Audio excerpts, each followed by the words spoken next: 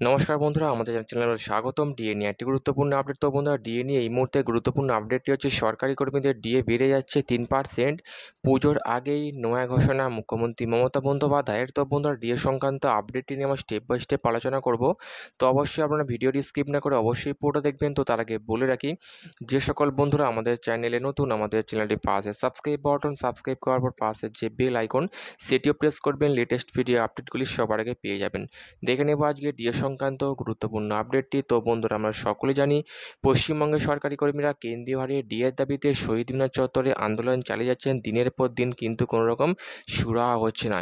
একদিকে মুখ্যমন্ত্রী, অর্থমন্ত্রী, রাজ্যপালকে বারংবার কেন্দ্রীয় হারে ডিএ বাড়ানোর চিঠি দেওয়া সত্ত্বেও সেই চিঠির কোনো রকম কর্ণপাত করেনি মুখ্যমন্ত্রী, অর্থমন্ত্রী, রাজ্যপাল। এমনকি পশ্চিমবঙ্গের সরকারি কর্মীরা দিল্লির যন্তর মন্তরে গিয়েও আন্দোলন চালিয়ে এসেছেন, কিন্তু তার ফল এখনও পর্যন্ত পাওয়া যায়নি।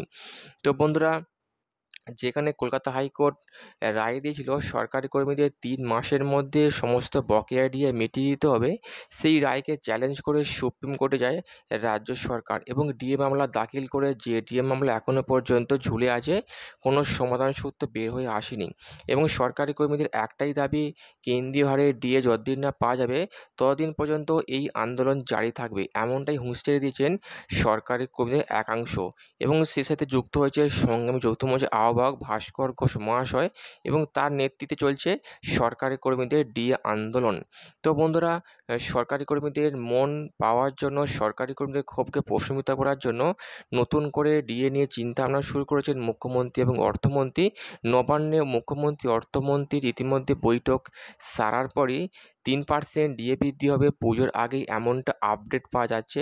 পশ্চিমবঙ্গের সরকারি কর্মীরা এই মুহূর্তে 14% হারে ডিএ পাচ্ছেন, যারা সরকারি কর্মীদের আন্দোলনের ফসল। তো তার থেকে 3% যদি বাড়ে, 14, 15, 16, 17% ডিএ বৃদ্ধি হবে। এই মুহূর্তে যে আপডেটটি নবান্ন সূত্র মারফত, নিউজ পত্রিকার সূত্র মারফত জানতে পারা যাচ্ছে। তো বন্ধুরা, এই ছিল ডিএ সংক্রান্ত গুরুত্বপূর্ণ আপডেট। কেমন লাগলো কমেন্ট করে লাইক করতে ভুলবেন না। ডিএ সংক্রান্ত পরবর্তী আপডেট পাওয়ার জন্য আমাদের চ্যানেলটিকে সাবস্ক্রাইব করে রাখবেন। থ্যাংক ইউ বন্ধুরা, ভিডিওটি দেখার জন্য।